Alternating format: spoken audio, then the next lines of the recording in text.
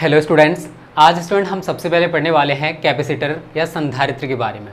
सबसे पहले हम इसका बेसिक पढ़ेंगे कि आखिर कैपेसिटर होता क्या है। उसके बाद आपको मैं संधारित्र की धारिता, समांतर प्लेट संधारित्र की धारिता के लिए व्यंजक बहुत कुछ पढ़ाने वाला हूँ। ओके, तो सबसे ऊपर आप हेडिंग डाल सकते हो संधारित्र।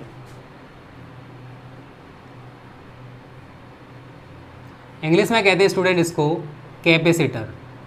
क्या कहते हैं? कैपेसिटर। तो स्टूडेंट देखो संधारित्र है क्या, तो यहाँ पर आप लिखोगे संधारित्र एक ऐसा समायोजन है, समायोजन का मतलब जिसको बनाया गया है। ठीक है, संधारित्र एक ऐसा समायोजन है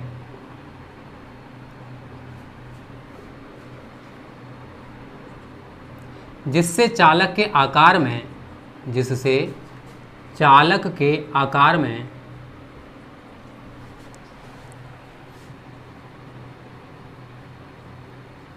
बिना परिवर्तन किए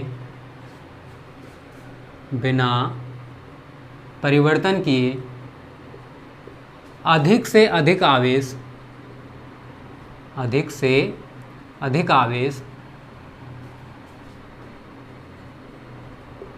संचित किया जा सके। संचित का मतलब ग्रहण करना या फिर उसको देना। ठीक है ना, अधिक से अधिक आवेश देंगे तो उसके अंदर कलेक्ट होता जाएगा, संचित हो जाएगा। अधिक से अधिक आवेश संचित किया जा सके। अब आवेश संचित होने का मतलब है अर्थात चालक की धारिता बढ़ाई जा सके, अर्थात चालक की धारिता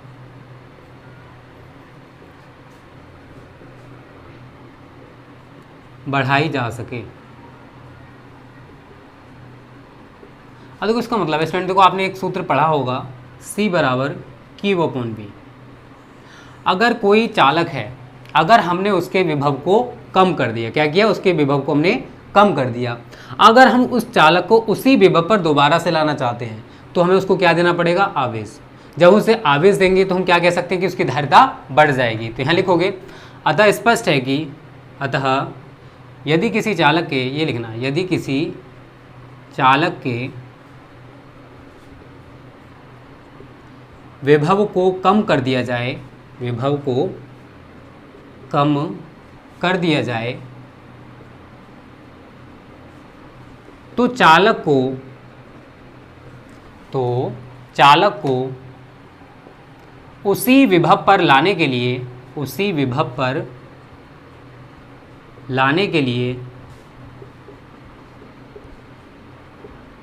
उसे कुछ और आवेश देना होगा। उसे कुछ और आवेश देना होगा। तो इस प्रकार क्या हो जाएगा? कुछ और आवेश देना होगा। इस प्रकार चालक की धारिता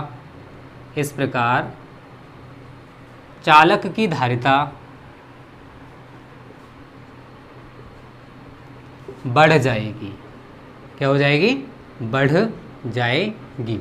तो ये तो स्टूडेंट थोड़ा सा कॉन्सेप्ट है कि आखिर कैपेसिटर होता क्या है। ठीक है, तो मैंने यहाँ पर लिखा क्या है पहले वो जान लो। देखो संधारित्र एक समायोजन है जिसको बनाया गया है। समायोजन का मतलब जिसको बनाया गया है। तो संधारित्र कैपेसिटर एक समायोजन है। अब इस समायोजन का काम क्या है कि इसके चालक, जो चालक जिनके द्वारा हमने इसको बनाया है, जिससे चालक के आकार में हमें परिवर्तन भी ना करना पड़े और ज़्यादा से ज़्यादा जो आवेश है वो संचित हो सके। अर्थात अब ज़्यादा से ज़्यादा आवेश संचित हो रहा है। आवेश संचय का मतलब क्या है कि उस चालक की धारिता बढ़ रही है। तो मेरे यहाँ पर यही लिखा है कि अधिक से अधिक आवेश संचित किया जा सके, अर्थात उस चालक की धारिता बढ़ाई जा सके। तो संधारित्र एक समायोजन है जिससे हम चालक के आकार में परिवर्तन भी नहीं करेंगे और चालक की जो धारिता है वो भी बढ़ जाएगी। इसी को हम कैपेसिटर कह सकते हैं। ठीक है, अब फॉर एग्जाम्पल मैंने यहाँ ले रखा है कि C बराबर Q/V। आप सभी ने सूत्र पढ़ रखा है। अगर हमने उस चालक के विभव को कम कर दिया, क्योंकि आप सभी ने क्या पढ़ रखा है? Q/V। अगर हमने उस चालक के विभव को कम कर दिया और चालक को उसी विभव पर दोबारा से लाना चाहते हैं तो हमें चालक को क्या देना पड़ेगा? आवेश। और जब हम उसे आवेश देंगे तो आवेश देने पर उसकी जो धारिता है स्टूडेंट वो बढ़ जाएगी। क्या होगा? उसकी जो धारिता है वो बढ़ जाएगी। तो ये तो मैंने यहाँ पर थोड़ा सा कॉन्सेप्ट में लिख दिया है कि यदि किसी चालक के विभव को कम कर दिया, हमने जो चालक जिनके द्वारा उसको बनाया है कैपेसिटर को, अगर उस चालक के विभव को हमने कम कर दिया और चालक को दोबारा से उसी विभव पर लेकर आना चाहते हैं जिस विभव पर वो पहले से था, तो उसी विभव पर उसे दोबारा से लाने के लिए हमें कुछ और आवेश उसको देना होगा चालक को। जब उसे हम कुछ और आवेश देंगे तो क्या होगा, चालक की जो धारिता है, जो कैपेसिटेंस है, वो बढ़ जाएगी। यही है स्टूडेंट कैपेसिटर या संधारित्र। अगर हम इसकी जेन्युइन डेफिनेशन जानें, जो कि आपको बोर्ड में लिख के आनी है, वो यहाँ पर आप जान सकते हो, इसकी संरचना से रिलेटेड है। ये तो कॉन्सेप्ट मान लोगे आप, परिभाषा आपको बोर्ड में ये लिख के आनी है जो मैं बताने वाला हूँ। संधारित्र ऐसे दो चालकों का युग्म है, ऐसे दो चालकों का युग्म है जिन पर बराबर तथा विपरीत आवेश हों, जिन पर बराबर तथा विपरीत आवेश हों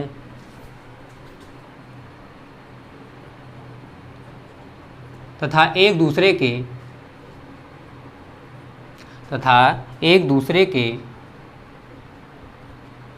अति निकट, मतलब बहुत ही ज़्यादा पास, अति निकट स्थित हों। तो स्टूडेंट उसको हम क्या कह सकते हैं, कैपेसिटर या संधारित्र। कि संधारित्र ऐसे दो चालकों का युग्म है जिन पर बराबर तथा विपरीत आवेश हों तथा एक दूसरे के अति निकट स्थित हों। क्या, जो चालक प्लेटें हमने ले रखी हैं, तो जो चालक ले रखे हैं, जैसे मैं यहाँ पर एक छोटा सा डायग्राम बनाता हूँ, ये दो चालक प्लेटें हैं। कैसी हैं, दो चालक प्लेटें हैं। एक जो पहली प्लेट है, इसको तो स्टूडेंट हमने प्लस क्यू आवेश दे दिया। अब देखो प्लस क्यू अगर आप इसे आवेश दोगे तो इसकी बाहरी सतह पर जो नेगेटिव चार्ज होगा वो खत्म हो जाएगा और प्रेरण के कारण जो अंदर वाली सतह है उस पर पॉजिटिव चार्ज आ जाएगा। और जो दूसरी प्लेट है इसको हम पृथ्वी से जोड़ देंगे। अब पृथ्वी में आप सभी जानते हो नेगेटिव चार्ज होता है, तो इसकी बाहरी सतह पर जो पॉजिटिव चार्ज होगा वो खत्म हो जाएगा और प्रेरण के कारण इसकी अंदर वाली सतह पर नेगेटिव चार्ज आ जाएगा।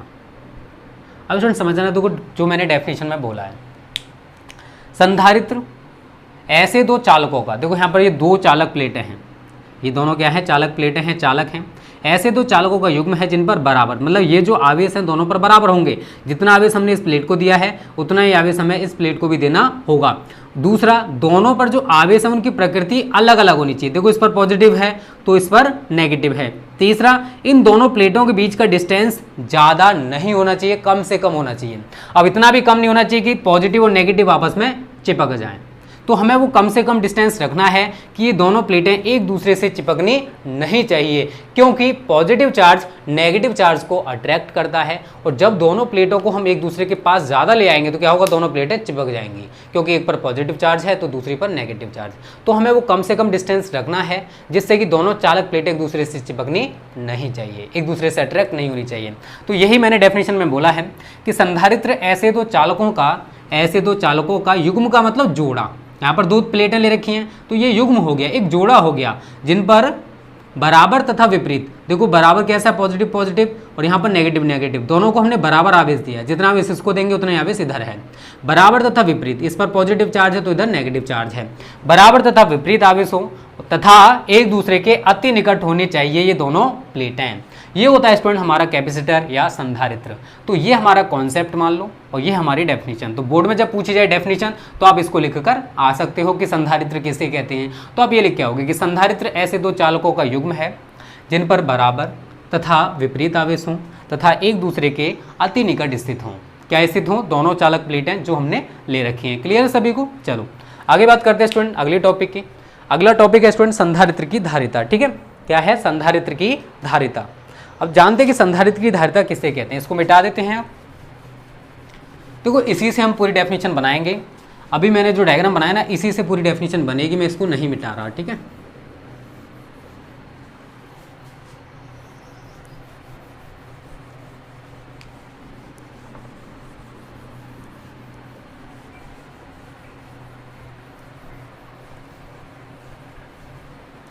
संधारित्र की धारिता।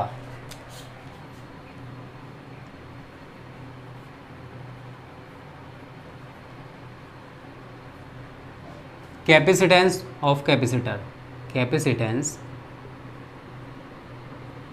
Of capacitor. अब डेफिनेशन कहते किसे है पहले तो ये जान लो। देखो स्टूडेंट, संधारित्र हमने इसको प्लस क्यू आवेश दिया है। अब जब इससे प्लस क्यू आवेश देंगे तो दोनों प्लेटों के बीच क्या उत्पन्न हो जाएगा स्टूडेंट? विभवांतर। क्या उत्पन्न होगा? विभवांतर। दोनों प्लेटों के बीच क्या उत्पन्न हो जाएगा? विभवांतर। तो यहां पर डेफिनेशन में लिखोगे संधारित्र की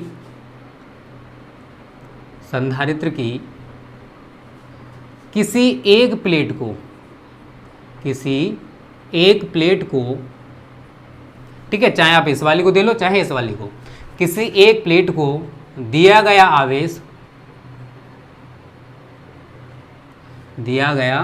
आवेश तथा दोनों प्लेटों के बीच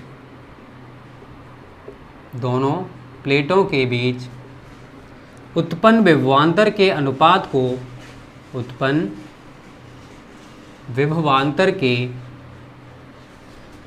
को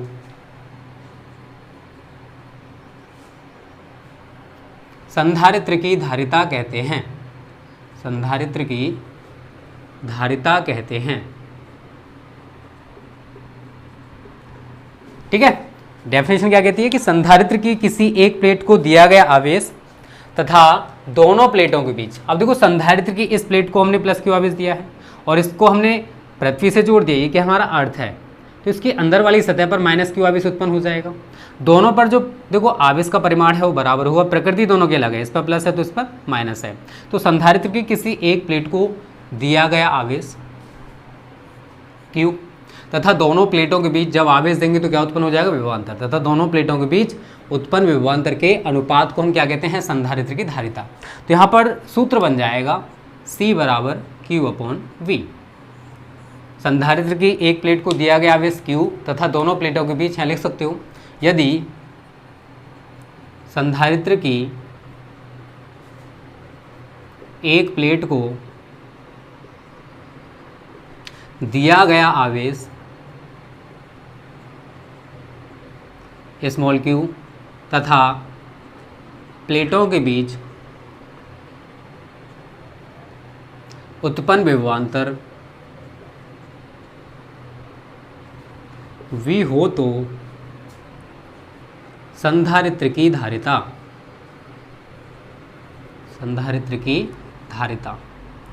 ठीक है। तो उसके बाद आप ये सूत्र लिख सकते हो। तो यहाँ पर स्टूडेंट क्या है, संधारित्र की जो एक प्लेट है उसको हमने क्यू आवेश दिया और दोनों प्लेटों के बीच जो विभवांतर उत्पन्न हुआ वो कितना है? V। तो संधारित्र की धारिता क्या होगी? C बराबर Q/V। संधारित्र की किसी एक प्लेट को दिया गया आवेश तथा दोनों प्लेटों के बीच Q क्या है यहाँ पर? संधारित्र की एक प्लेट को दिया गया आवेश, संधारित्र की एक प्लेट को दिया गया आवेश और V क्या है स्टूडेंट यहाँ पर? दोनों प्लेटों के बीच उत्पन्न विभवांतर, दोनों प्लेटों के बीच उत्पन्न विभवांतर। क्लियर है? Q क्या है? संधारित्र की किसी एक प्लेट को दिया गया आवेश, वो तो है आपका स्मॉल q, और V क्या है? दोनों प्लेटों के बीच उत्पन्न विभवांतर। तो संधारित्र की किसी एक प्लेट को दिए गए आवेश तथा दोनों प्लेटों के बीच उत्पन्न विभवांतर के अनुपात को संधारित्र की धारिता कहते हैं। तो ये भी आपको क्लियर हो गया होगा। अब जो अगली हेडिंग है स्टूडेंट वो भी इंपॉर्टेंट है, संधारित्र की धारिता पर प्रभाव। तो संधारित्र की धारिता है उस पर किन किन बातों का प्रभाव पड़ेगा? संधारित्र की धारिता पर प्रभाव, effect of capacitance of capacitor. Capacitance of, देखो हिंदी के साथ स्टूडेंट इंग्लिश भी जरूरी है। Capacitance of capacitor. पूछो क्यों? क्योंकि देखो आगे जाके आप कोई भी स्टडी करोगे ज़्यादातर स्टूडेंट इंग्लिश में ही है, तो अभी से आप इंग्लिश जान लोगे तो आपके लिए बेटर रहेगा। नहीं टीचर पढ़ा रहे हैं एक्सेलरेशन, ठीक है, आप वहाँ पर जाके पूछोगे एक्सेलरेशन क्या होता है, आपको पता है कि त्वरण किसे कहते हैं, बट जब वो एक्सेलरेशन बोलेगा तो आपको पता नहीं पड़ पाएगा कि वो बोल क्या रहा है, कौन? टीचर। इसलिए हिंदी के साथ इंग्लिश भी जान लो। ओके, तो बात आती है कि संधारित्र की धारिता पर किन किन बातों का प्रभाव पड़ेगा। तो स्टूडेंट देखो यहाँ पर लिखोगे संधारित्र की धारिता पर निम्न बातों का प्रभाव पड़ता है। निम्न बातों का प्रभाव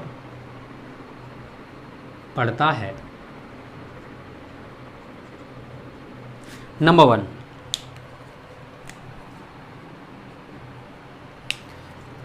यह प्लेटों के क्षेत्रफल के अनुक्रमानुपाती होती है। यह प्लेटों के क्षेत्रफल के अनुक्रमानुपाती होती है। क्या होती है? संधारित्र की धारिता। तो संधारित्र की धारिता किसके अनुक्रमानुपाती है? प्लेटों के क्षेत्रफल की। इसका मतलब क्या है? देखो, जो दोनों प्लेटें हमने ले रखी हैं, अगर ये मोटे आकार, मतलब इस तरीके से इनका एरिया अगर ज़्यादा है, इनका क्षेत्रफल ज़्यादा है, तो हम क्या कह सकते हैं कि संधारित्र की जो धारिता है स्टूडेंट, वो भी ज़्यादा होगी। और अगर प्लेटों का क्षेत्रफल कम है तो संधारित्र की धारिता भी कम होगी। तो संधारित्र की जो धारिता है वो प्लेटों के क्षेत्रफल के अनुक्रमानुपाती होती है। तो इसका प्रभाव, प्लेटों के क्षेत्रफल का प्रभाव संधारित्र की धारिता पर पड़ेगा। सेकंड पॉइंट है स्टूडेंट, यह प्लेटों के बीच की दूरी के व्युत्क्रमानुपाती होती है। यह प्लेटों के बीच की दूरी के व्युत्क्रमानुपाती होती है।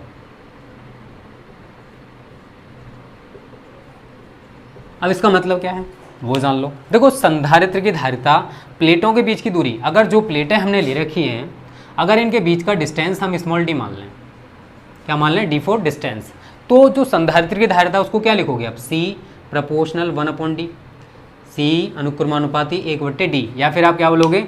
C व्युत्क्रमानुपाती d, C reciprocal d। Reciprocal का मतलब होता है व्युत्क्रमानुपाती। यहाँ पर थोड़ा सा जान लेते हैं, शायद बहुत सारे बच्चों को ना पता हो। देखो, प्रोपोर्शनल, अगर प्रोपोर्शनल बोल रहा है तो उसका मतलब है कि सामने सामने की बात कर रहा है। ये कि हमारा अनुक्रमानुपाती, कि C अनुक्रमानुपाती है A के, इसका मान अगर बढ़ेगा तो इसका मान भी बढ़ जाएगा, इसका मान घटेगा तो इसका मान घट जाएगा। फिर बात आती है व्युत्क्रमानुपाती की, तो C प्रोपोर्शनल 1/d, या फिर हम कह सकते हैं कि C व्युत्क्रमानुपाती है D के। व्युत्क्रम लिखा हुआ मतलब व्युत्क्रम मतलब उल्टा लिखा हुआ है। किसके उल्टा लिखा हुआ है? C के। कौन लिखा हुआ है? D। तो इसको बोला जाता है C व्युत्क्रमानुपाती D या C रेसिप्रोकल D। इसमें उल्टा हो जाता है। अगर यहाँ पर D का मान आप बढ़ाओगे तो यहाँ पर C का मान कम हो जाएगा, और D का मान अगर आप घटाओगे तो C का मान बढ़ जाएगा। तो अगर हमें संधारित्र की धारिता का मान बढ़ाना है तो प्लेटों के बीच का डिस्टेंस हमें कम करना पड़ेगा। तो मैंने यहाँ पर यही लिखा है कि यह प्लेटों के बीच की दूरी के व्युत्क्रमानुपाती होती है। क्या होती है? संधारित्र की धारिता। अगर प्लेटों के बीच का डिस्टेंस जितना ज़्यादा कम होगा, C का मान उतना ही बढ़ता चला जाएगा। इसी वजह से प्लेटों के बीच का डिस्टेंस मैंने बोला था कम से कम लेना पड़ेगा, लेकिन इतना भी कम नहीं होना चाहिए कि दोनों प्लेटें एक दूसरे से चिपक जाए। क्लियर है ना? चलो, यहाँ तक आपको क्लियर है। एक और पॉइंट है स्टूडेंट, अब देखो, इन प्लेटों के बीच परावैद्युत माध्यम भी भर देते हैं। तो संधारित्र की धारिता उस परावैद्युत माध्यम के परावैद्युतांक के अनुक्रमानुपाती होती है। मतलब अगर परावैद्युतांक का मान ज्यादा है तो C का मान भी बढ़ जाएगा, और अगर परावैद्युतांक का मान कम है तो C का मान भी घट जाएगा। यहां तक आपको सब कुछ क्लियर हो गया होगा। जो भी मैंने बताया कि संधारित्र की धारिता किसे कहते हैं, संधारित्र की धारिता पर किन किन बातों का प्रभाव पड़ता है। अब आगे बात करते हैं इसका जो थर्ड पॉइंट है उसकी, इसको मिटा देते हैं।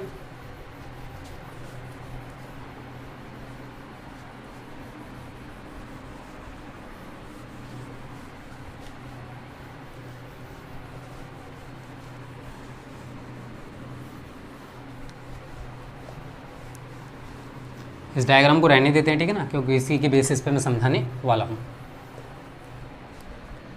तीसरा पॉइंट क्या है?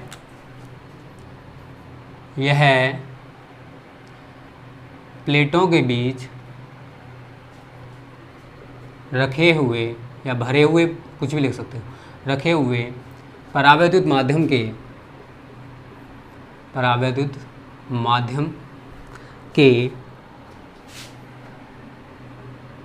परावैद्युतांक के अनुक्रमानुपाती होती है। अनुक्रमानुपाती होती है। क्या होती है? समांतर प्लेट या फिर संधारित्र की धारिता। तो यहाँ पर आप क्या लिखोगे? C proportional K। कि जो संधारित्र की धारिता है वो इन प्लेटों के बीच, देखो प्लेटों के बीच हमने क्या पढ़ दिया? परावैद्युत माध्यम, मोम, कागज, कांच, अगर कोई रखा हुआ या भरा हुआ इन प्लेटों के बीच, तो जो संधारित्र की धारिता है वो उस परावैद्युत माध्यम के परावैद्युतांक के अनुक्रमानुपाती होगी। अगर परावैद्युतांक का मान ज़्यादा है तो C का मान भी बढ़ जाएगा, और अगर परावैद्युतांक का मान कम है तो धारिता भी कम हो जाएगी। ये है तीसरा पॉइंट। मतलब जो संधारित्र की धारिता है वो 3 बातों पर निर्भर करती है। पहली क्या बात है कि संधारित्र की धारिता प्लेटों के क्षेत्रफल के अनुक्रमानुपाती होती है। अगर प्लेटों का क्षेत्रफल ज़्यादा होगा तो संधारित्र की धारिता का मान बढ़ जाएगा। दूसरा, प्लेटों के बीच की दूरी के व्युत्क्रमानुपाती होती है। तो जो संधारित्र की धारिता है वो अगर प्लेटों के बीच का डिस्टेंस कम है तो धारिता का मान बढ़ जाएगा, और अगर प्लेटों के बीच का डिस्टेंस ज़्यादा कर दिया तो धारिता का मान कम हो जाएगा। तो जब भी आप अपनी कॉपी में बनाओ कैपेसिटर का डायग्राम तो वहाँ प्लेटों के बीच का डिस्टेंस कम से कम रखना। इतना भी मत रखना कि दोनों आपस में चिपक जाएं, तो उतना डिस्टेंस रखना है कि दोनों प्लेटें एक दूसरे से चिपकनी नहीं चाहिए। तीसरा पॉइंट क्या है कि संधारित्र की जो धारिता है वो परावैद्युत माध्यम के परावैद्युतांक के अनुक्रमानुपाती होती है। अगर प्लेटों के बीच ज़्यादा परावैद्युतांक का परावैद्युत माध्यम भरा हुआ है तो धारिता जो है वो बढ़ जाएगी, और कम का भरा हुआ है तो धारिता का मान घट जाएगा। क्लियर है? चलो, यहाँ तक आपको सब कुछ क्लियर हो गया होगा। अब एक बहुत ही ज़्यादा इंपॉर्टेंट टॉपिक डिस्कस करते हैं, समांतर प्लेट संधारित्र की धारिता। और देखो एक आधो छोटी छोटी डेफिनेशंस रह गई हैं तो उनके लिए कमेंट मत करना, जैसे परावैद्युत ध्रुवण, परावैद्युत सामर्थ्य, ठीक है ना। ये सारी चीज़ें हम कराएंगे, एक एक पॉइंट कराएंगे, कोई भी टॉपिक छूटेगा नहीं, ठीक है, टेंशन ना लो, ठीक है। चलो, समांतर प्लेट संधारित्र की धारिता।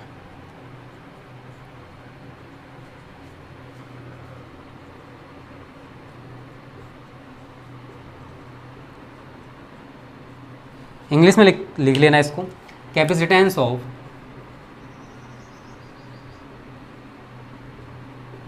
Parallel plate capacitor, capacitance of parallel plate capacitor. अब डेफिनेशन, अब इसको जानते हैं स्टूडेंट कि होता क्या। देखो पहले मैं इसको मिटा देता हूँ, इसी तरह एक छोटा सा प्यारा सा डायग्राम बनाने वाला हूँ, ठीक है। अब क्या होने वाला है वो समझ लो। देखो यहाँ पर 2 प्लेटें बनाओगे,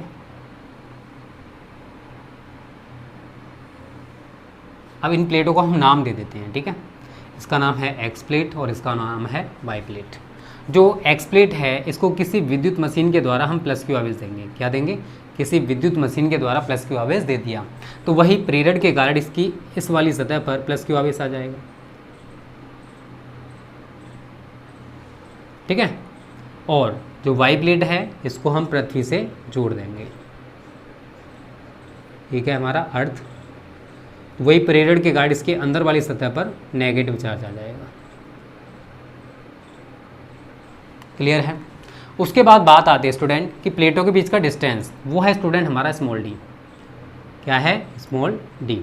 और प्लेटों के बीच के परावैद्युतांक का कोई परावैद्युत माध्यम भर दिया है। यहाँ पर वैद्युत क्षेत्र की डायरेक्शन दिखाओगे इस तरीके से, इस तरीके से बहुत वैद्युत क्षेत्र की डायरेक्शन है। क्या है ये? वैद्युत क्षेत्र की डायरेक्शन।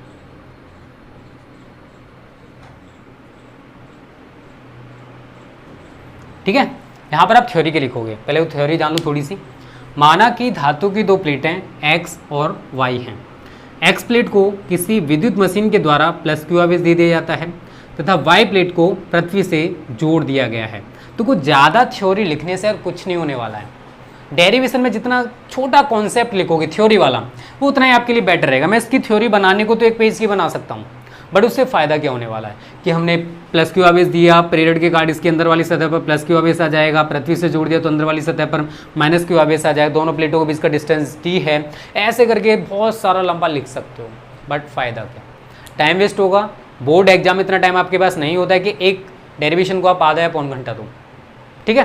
तो हमारा कॉन्सेप्ट है कि हमें कम बातों में कैसे एग्जामिनर को सेटिस्फाई करना है, वो मैं आपको बताने वाला हूं। तो क्या लिखोगे? तो मेन बातें हम यहां लिखते हैं।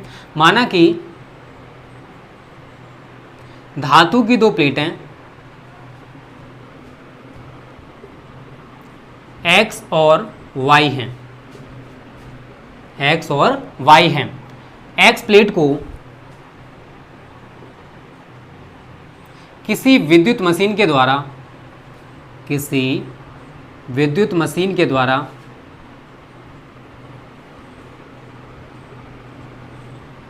प्लस क्यू आवेश दे दिया जाता है तथा वाई प्लेट को पृथ्वी से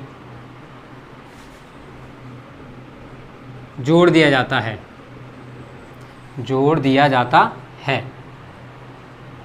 ठीक है, वही लिखा है जो मैंने अभी आपको समझाया था। दोनों प्लेटों के आगे लिखो नीचे, दोनों प्लेटों के बीच की दूरी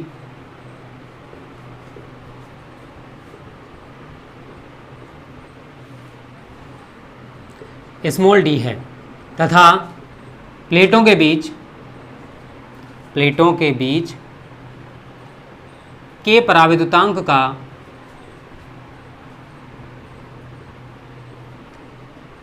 परावैद्युत माध्यम भरा हुआ है, परावैद्युत माध्यम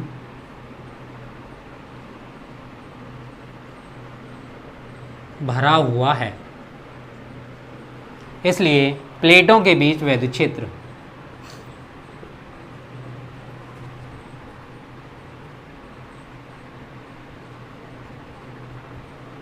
बस इतना सा आपको लिखना पड़ेगा थ्योरी में। है क्या वही देखो मैं समझाने की कोशिश करूंगा आपको कैसे आपको लिखना है इसको, रटना नहीं यार फिजिक्स को। धातु की दो प्लेटें हैं एक्स और वाई। जो एक्स प्लेट है इसको हमने जो प्लस क्यू आवेश दिया है किसी विद्युत मशीन के द्वारा दिया है, तो इसको किसी विद्युत मशीन के द्वारा हम प्लस क्यू आवेश दे देते हैं। और इसकी जो वाई प्लेट है इसको हमने पृथ्वी से जोड़ दिया है। दोनों प्लेटों के बीच की जो दूरी है वो कितनी है, स्मॉल डी। और प्लेटों के बीच हमने कोई के परावैद्युतांक का परावैद्युत माध्यम भर दिया है, इसलिए प्लेटों के बीच जो वैद्युत क्षेत्र उत्पन्न होगा वो कितना होगा। आप सभी ने सूत्र पढ़ा होगा फर्स्ट चैप्टर में, E बराबर सिग्मा अपॉन एप्सिलॉन नॉट के। पढ़ रखा है सभी ने, कोई दिक्कत नहीं होगी किसी को।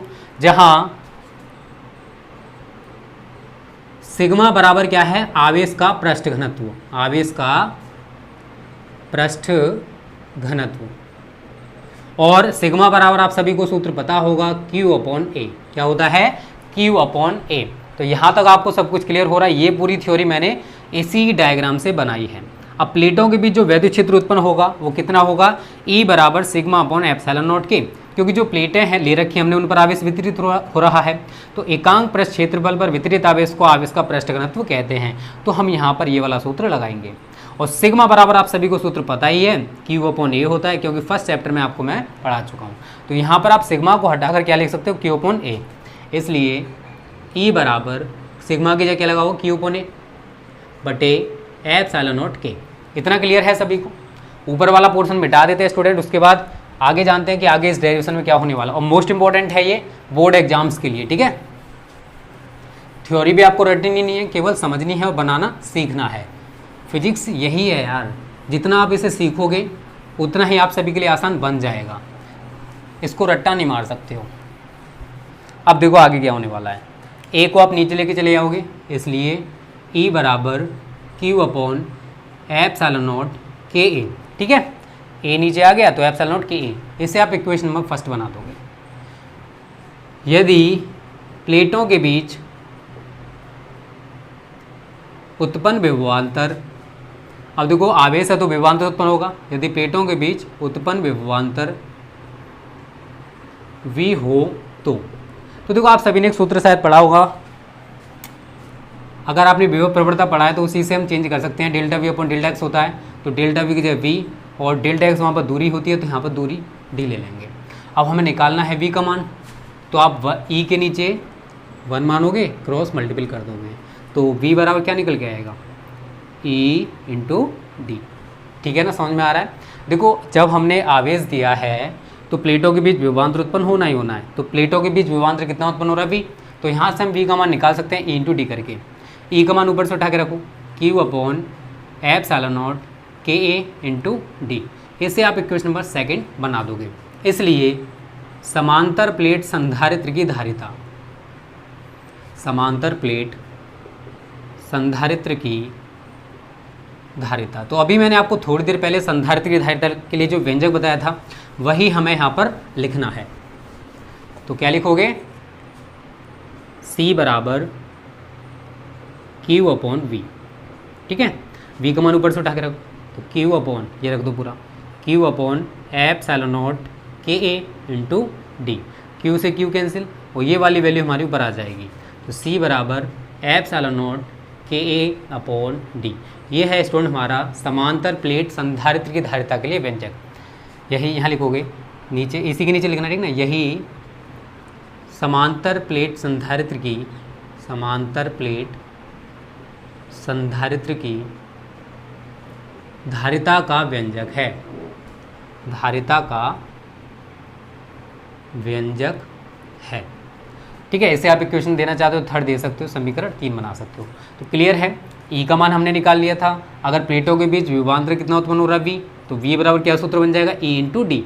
ई का मान हम इस वाले को यहाँ पर उठा के रखेंगे। ठीक है, और समांतर प्लेट संधारित्र की धारिता के लिए हमने ये सूत्र अभी थोड़ी देर पहले पढ़ा था, संधारित्र की धारिता करके, तो सी बराबर क्यू अपन वी। वी का मान हमने ये उठा के रख दिया, क्यू से क्यू कैंसिल और ये वैल्यू ऊपर आ जाएगी। अब समीकरण 3 से ऊपर वाले को मिटा देते हैं स्टूडेंट। ठीक है, ये सब कुछ आपको क्लियर हो रहा हो, बहुत ही ईजी है स्टूडेंट, कुछ नहीं है इसमें। ठीक है, चलो आगे आप यहाँ लिखोगे समीकरण 3 से। अब देखो समीकरण 3 से अगर हम निष्कर्ष निकालना चाहते हैं तो क्या निकाल सकते हैं, सी प्रोपोर्शनल, सी का मान किस पर डिपेंड कर रहा है, के पर, तो सी प्रोपोर्शनल के। समांतर प्लेट संधारित्र की धारिता प्लेटों के बीच भरे हुए परावैद्युतांक के अनुक्रमानुपाती होती है। दूसरा क्या निकल के आएगा, सी प्रोपोर्शनल ए, समांतर प्लेट संधारित्र की धारिता प्लेटों के क्षेत्रफल के अनुक्रमानुपाती होती है। और थर्ड निकल के आएगा सी प्रोपोर्शनल 1/d, समांतर प्लेट संधारित्र की धारिता प्लेटों के बीच की दूरी के व्युत्क्रमानुपाती होती है। तो यही तो मैंने आपको बताया था, ये सारी चीज़ें भी मैं आपको बता चुका हूँ संधारित्र की धारिता पर प्रभाव करके, वही मैंने यहाँ पर सब कुछ लिखा है। क्लियर है सभी को। अब देखो स्टूडेंट, यहाँ से हम एक डेफिनेशन बनाने वाले हैं। यहाँ डाल लेना हेडिंग परावैद्युतांक और ब्रैकेट में लिख लेना परिभाषा। परावैद्युतांक की एक परिभाषा मैं आपको यहाँ से बताऊंगा कि कैसे आप परिभाषा एक और बना सकते हो। तो आपने क्या सूत्र पढ़ रखा है, यहाँ लिखो पहले, समांतर प्लेट संधारित्र की धारिता,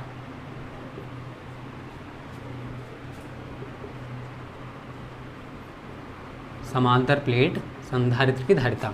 तो C बराबर आप सभी ने पढ़ रखा है अब एप्सिलॉन नॉट के ए अपॉन डी। ठीक है, इसको मिटा देते हैं अब, इसको भी मिटा दो। तो यहाँ से इसे इक्वेशन में फर्स्ट बना दोगे। ठीक है, अब ये दूसरा पोर्शन है, ऊपर वाला पोर्शन हमारा समाप्त हो चुका है। वायु अथवा निर्वात के लिए, वायु अथवा निर्वात के लिए, देखो वायु अथवा निर्वात के लिए आप सभी जानते हो के का मान कितना होता है, 1। तो अब यहाँ पर सी का मान भी चेंज हो जाएगा, तो सी नॉट वायु संधारित्र की धारिता बराबर एप्सिलॉन नॉट के की जगह रख दोगे ए अपॉन डी।